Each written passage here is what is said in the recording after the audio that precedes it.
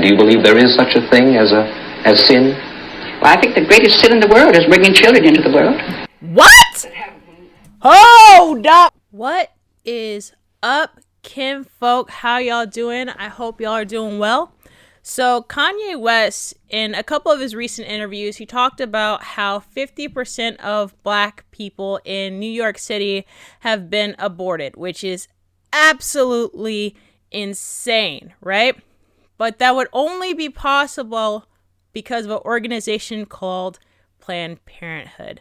So the mission statement of Planned Parenthood is to improve the communities to improve our community's sexual and reproductive health outcomes through healthcare, education, and advocacy. Now, that may sound really good, but they also have a dark history, specifically when it comes to the creator of Planned Parenthood, Margaret Sanger. It's been speculated that Margaret Sanger was a huge racist, that she talked about, contraception as a way of getting rid of the undesirables of the world. So, who better to talk about what Planned Parenthood is all about and what's the purpose of it than the person who created it? Without further ado, let's get into it. When Mrs. Margaret Sanger opened the first birth control clinic in the United States back in 1916, birth control was a dirty word. The police threw her into jail as they were to do 7 more times during her crusade, a crusade that still faces the reasoning but unalterable opposition of the Roman Catholic Church. That crusade kept Mrs. Sanger away from her children for long periods.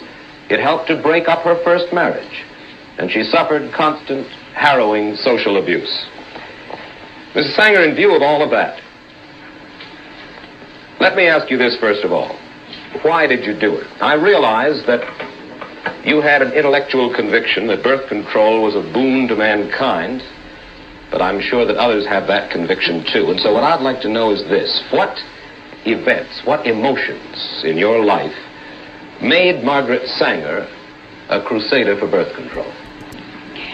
Well, Mr. Wallace, it's hard to say that any one thing has made one do this or that. I think from the very beginning, I came with a large family. My mother died young, 11 children. That made an impression on me as a child. I was a trained nurse, went among the people. I saw women who asked to have some means whereby they wouldn't have to have another pregnancy too early after the last child, the last abortion, which many of them had. So there's a number of things that are one after the other that really made you feel that you had to do something. There are some other possible reasons that suggest themselves on reading your biography by Lawrence later. Your mother, as you say, died prematurely after bearing 11 children. She was born a Catholic, was she not? She was born a Catholic, yes. And in Ireland. Your father was a sort of a village atheist who clashed with church authorities. And because of his atheism, his earnings dwindled under community pressure. You and your brothers and sisters were known as, quote, children of the devil, end quote. Could it be then that in part at least, you were driven emotionally toward the birth control movement because of antagonism toward the church, because that was a way to fight the church? No, I don't think I had anything of the kind in mind. I was what I would call a born humanitarian. I don't like to see people suffer. I don't like to see cruelty, even to this day. And in nursing, you see a great deal of cruelty and unnecessary suffering.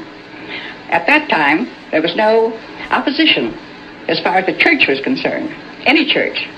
It was mainly the law, the federal law and state laws that one had to think of.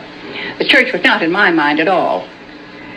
Well, in going after your motive, I would see, as a motive possibly being is if, he mentioned financially, which I think is a lot of the reasons why a lot of people do go towards birth control and even abortions, is because financially having even that many children, 11 children, that many mouths to feed, and if your father is someone who's, because he's cantankerous with the Catholic Church or with the people in his village, now you as children have to shoulder some responsibility of having to help with the finances, or even having to deal with the ridicule of,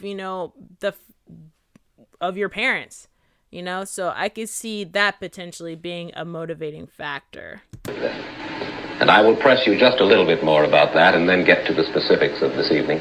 But in your motive, in the movement, is it possible that the movement itself, the feeling of wanting to do anything that you felt was important, that perhaps that moved you a good deal? Because the fact remains that you led a movement against overwhelming pressures that stemmed back for centuries, and in doing so, according to your autobiography, you even left your first husband.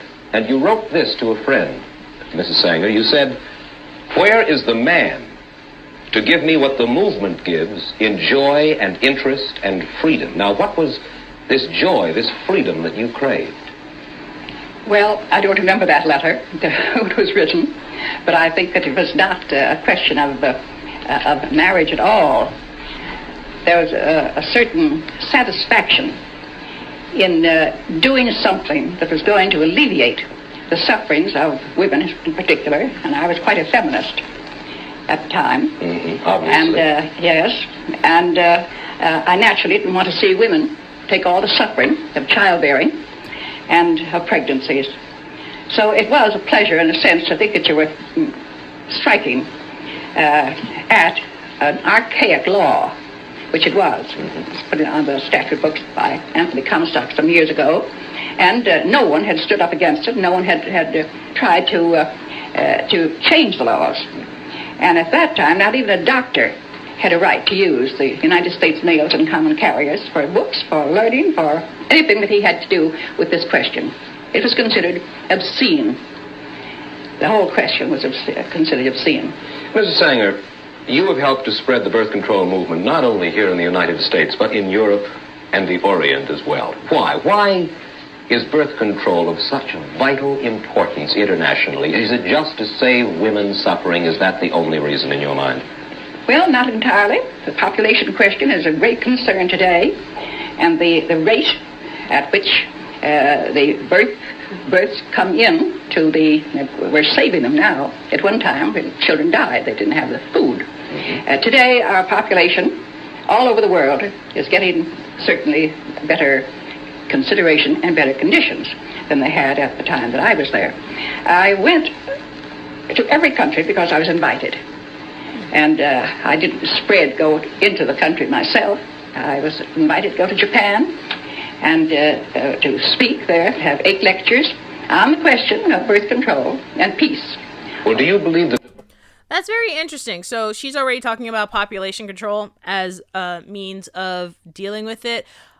Dealing with the hard sufferings of, I would assume, children in this case. That being said, I'm curious as to how much has birth control effectively made the world a better place in regards to children suffering, in regards to food and starvation, because I'm assuming that's what she's getting at right here.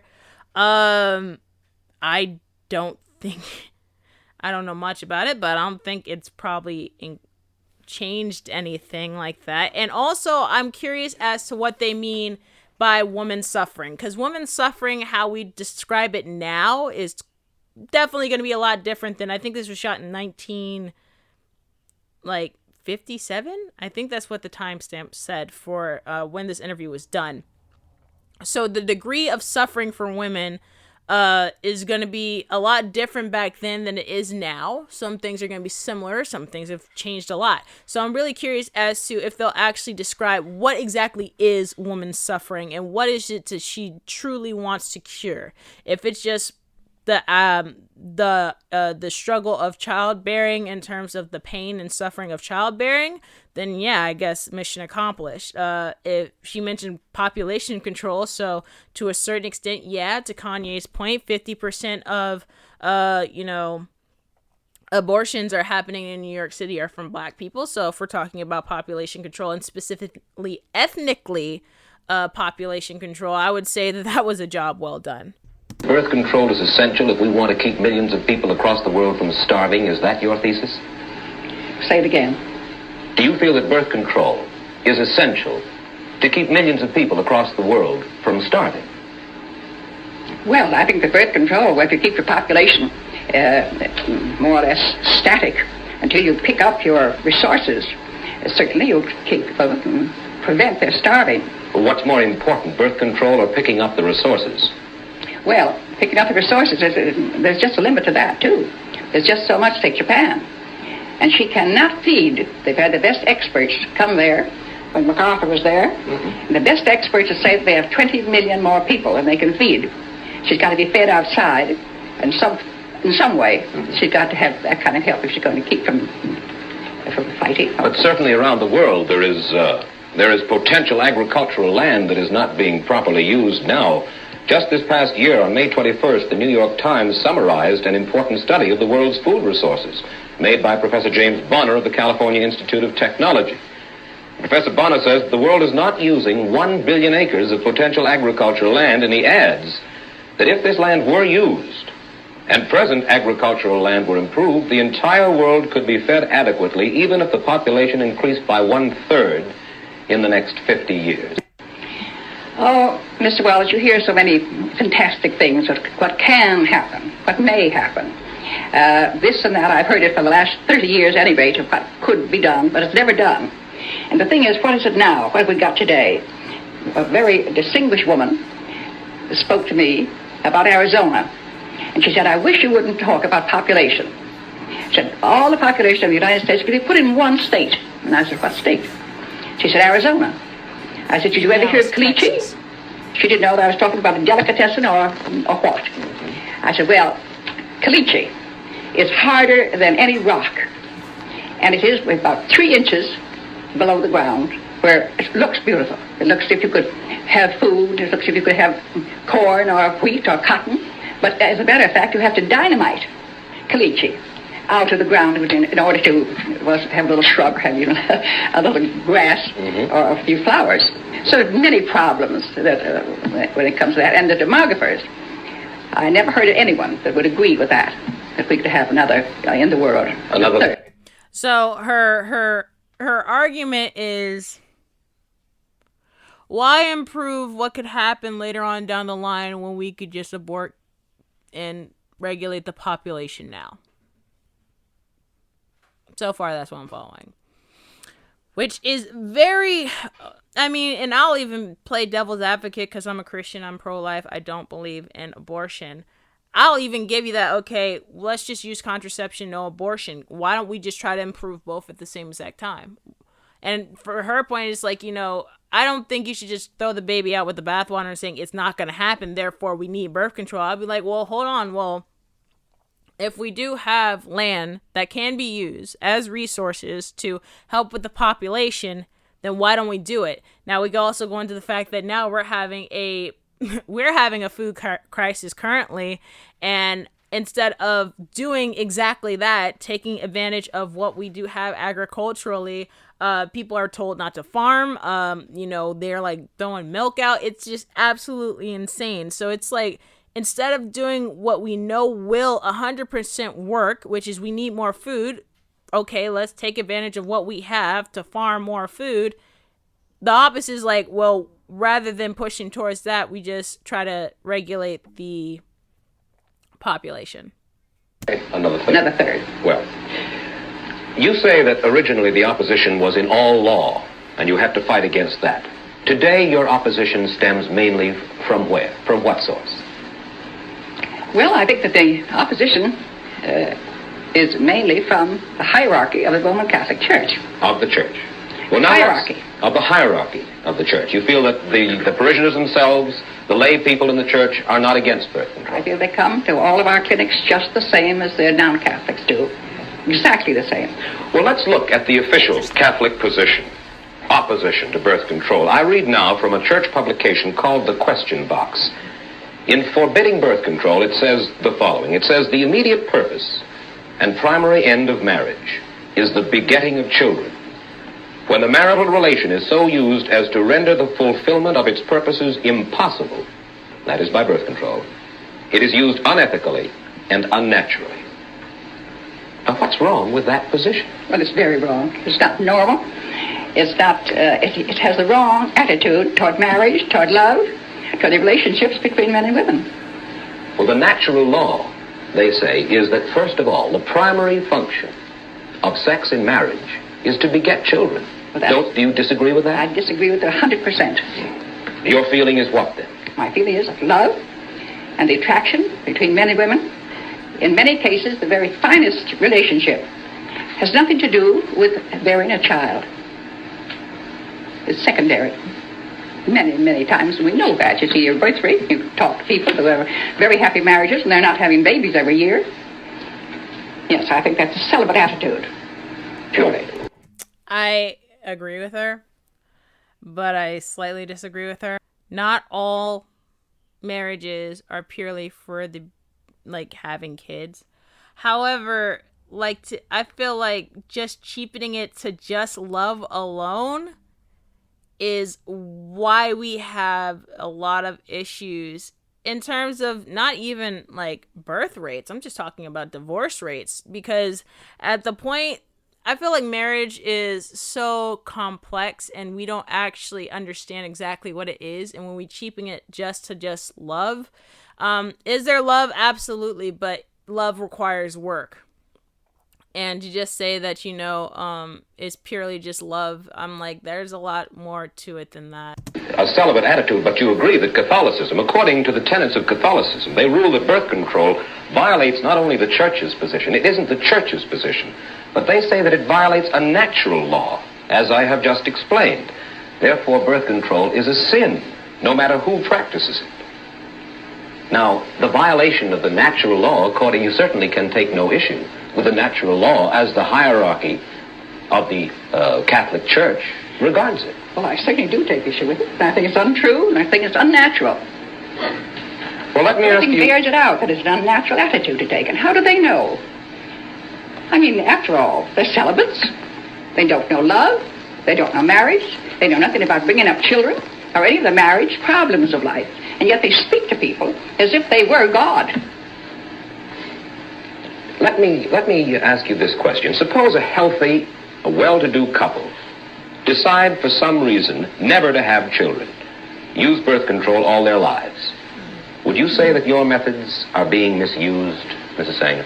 Ooh. Now, if they were intelligent people and they had some reason for thinking of children as a responsibility, or some disease that they might have that they wouldn't like to pass on to a child, and I think it would be a very unselfish attitude for them to take if there is a disease. No, I say a healthy, well-to-do couple. A couple that just doesn't want children, and for that reason they use birth control all the way. Mm-hmm. Do you think that is a misuse of your methods? I don't think it's a misuse. I think if they're intelligent adults, but they must know what they want. They must manage their lives themselves. And certainly there's nothing in birth control than there is in other things that you might deny yourself. I've asked you your motives a little while ago at the beginning of the program. One of the things that I think is very interesting is when she talked about diseases, which a lot of, unfortunately, there are doctors who will come out and say because your child is unhealthy, meaning they have some type of defect or may have some type of disease that they're not worthy of life. So in her case, she's like, listen, if y'all are smart enough and y'all want to make that decision, and I hate how she compares it to intelligence, but if you're smart enough, you would do that and to keep the child from having that disease. But I mean, when it comes down to quality of life, who are we to actually say what a good quality of life is? There are plenty of people who've survived from the womb who've been told that they wouldn't survive. They have a really good quality of life, and in a lot of ways they have become trailblazers and helped society move forward substantially because of the perspective of being told, having their parents being told and even being told themselves that they're not worthy of the breath that they breathe. Motives in working for birth control as hard as you have for as many years as you have. Mm-hmm. You reject the principal Catholic argument against birth control as being totally invalid. What do you think is the reason, the motive of the church in forbidding birth control? You'd have to ask a Catholic that. I couldn't say what their motive is. Well, you couldn't say officially what their motive is, but you certainly must have an opinion about it, Mrs. Sanger. Well, I don't have much to do with the hierarchy. And I know that the people that come to our organization and want to have the same methods, or whatever it is that one can have to prevent a pregnancy, But those women will say to us, we ask their religion very often, and they say, I am a Catholic, I was raised in the Catholic Church. My church is wrong on this. This is the one thing. I will never be anything else, but my church is wrong on this one thing. And that is said over and over and over again. So what the motive is? Well, you won't hazard a guess. I don't care to. Thank you. May I ask you why? Now, I know that in private and in public discussions, I think, prior to this time, to state your understanding of what the motives of the church are, and now you would rather remain silent. May I ask you why? Well, simply because I don't think that the church has changed in its attitude. Some of the hierarchy have changed their attitude. You can't say the same thing that you might have said a year ago or 2 years ago as to your belief or as to your opinion. Have you heard it said that the reason that the church is against birth control is because they want more Catholics? I've read it. Do you believe it? Well, if you read their papers, where they point out Boston, that's what has happened in Boston and Massachusetts. They have simply outbred the Protestants, and in Boston and Massachusetts they have control. I've read that in their own papers. I see.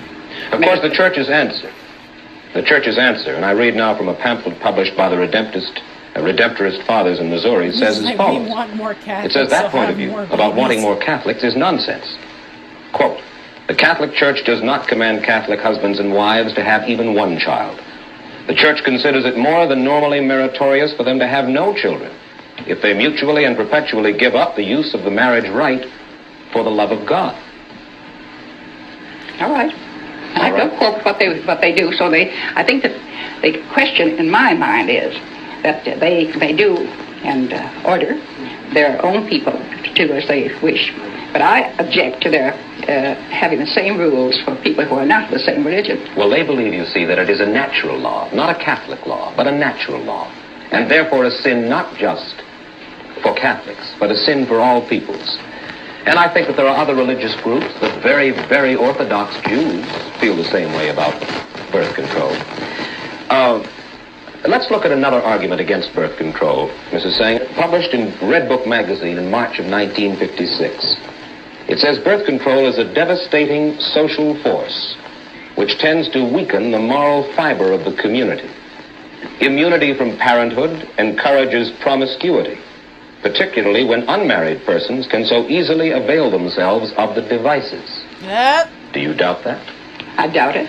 Oh! You do? Certainly. Then let me read from a news story in the Philadelphia Daily News on June... You better start believing in ghost stories. You're in one. Oh, that's funny. She didn't think back then that, people would be promiscuous. If you were to take birth control off the table, you would not be moving as mad as you are now, men or women. As women, we would be very, very much more cautious with who we sleep with. We wouldn't allow everybody access to our bodies. When it's just something that easily, I don't have to worry about something as a huge responsibility as pregnancy. I can sleep around with whoever I want to. However, I would say that even that's becoming an issue in the hookup dating scene. I think now we're just starting to talk about it because hookup culture has become so crazy and so out of control that, the virginity rate is going up for men. The amount of, women who are getting older and older without getting married is going up as well. So, yeah, that's something that's very interesting that she thinks that would not have happened. June 10th, 1942. The story quotes you as urging the Women's Army Auxiliary Corps to give its members, quote, preventive measures against pregnancy, end quote. And you add, quote, abortion and illegitimacy are bound to result if the government doesn't recognize human nature, end quote. In other words, you were not advocating Christian morality, but rather ways for single women to avoid bearing illegitimate children. Where was this taken from? Philadelphia Daily News, June 10, 1942, direct quote from Margaret Sanger. I doubt it. I don't believe I ever made such a remark. Well, in the same vein, in your autobiography, which you cannot disavow, you wrote the following about sexologist Havelock Ellis. You said he's been able to clarify the question of sex and free it from the smudginess connected with it from the beginning of Christianity. Now, what do you mean by the smudginess connected with sex, and why do you blame it on Christianity? Well, there's many reasons, of course, to say we have more records of it from the dawn of Christianity. And I think I was speaking of Havelock Ellis as having clarified the question of homosexuals, making the thing not exactly a perverted thing, but a thing that a person is born with, different kinds of eyes, different kinds of structure, and so forth. But he didn't make all homosexuals perverts, and I felt that he helped clarify that. I felt that he helped clarify that to the medical profession and to the scientists of the world, as perhaps one of the first ones to do that. That was one of the things that I meant in that. Mrs. Sanger, do you disagree that Catholics, or do you feel that Catholics should not have a right to have a say when a city administration contemplates spending their tax dollars on birth control or the dissemination of birth control information, something that Catholics believe is sinful? If they have a right to say what they... Do you feel that they don't have a right to have a say when a city administration contemplates spending their tax dollars on birth control? For instance, here in New York, Catholics comprise about 45% of our population. They're the largest single group. Well, don't you think they should have the democratic right to lobby against having their money spent, their tax money spent for something that they consider evil? Well, I suppose they have a right. They certainly do it. But so have the others. They're only 45% of the population. That is not the majority. But they have a right to get up and... Certainly. I'd have no objection to their having saying that, but I think we should have the same right. I say we, I mean non-Catholics. Well, of course, this is a little bit at variance with something that you told our reporter earlier this week. You said earlier this week, it's not only wrong, it should be made illegal for any religious group to prohibit dissemination of birth control, even among its own members. In other words, you would like to see the government legislate religious beliefs in a certain sense. Where these strange things come to, that I said them, is what I should like to know when. Well, now, you know that my reporter spent a good deal of time with you. He's a very accurate young man. Yes. And this is a specific quote. Well, I don't think I said it quite that way. What are your religious beliefs, Mrs. Sanger? Do you believe in a God in the sense of a divine being who rewards or punishes people after death? Well, I have a different attitude about the divine. I feel that we have divinity within us. And the more we express the good part of our lives, the more the divine within us expresses itself. I suppose I would call myself Episcopalian by religion. And there's many other, if you travel around the world, you get quite a bit of the feeling of all religions have so much alike in the divine part of our own being.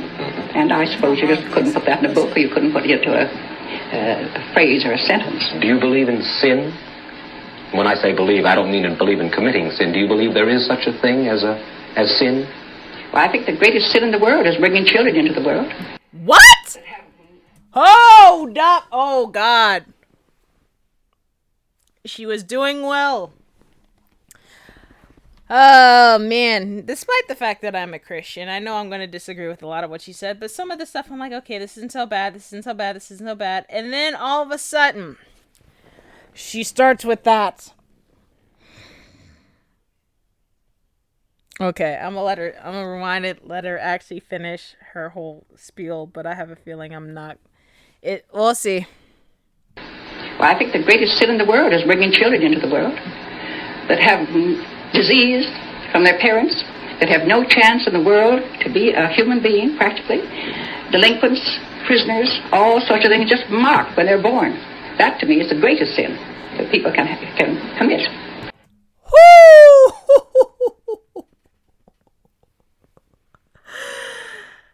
I had a feeling it was going to take a wrong turn somewhere.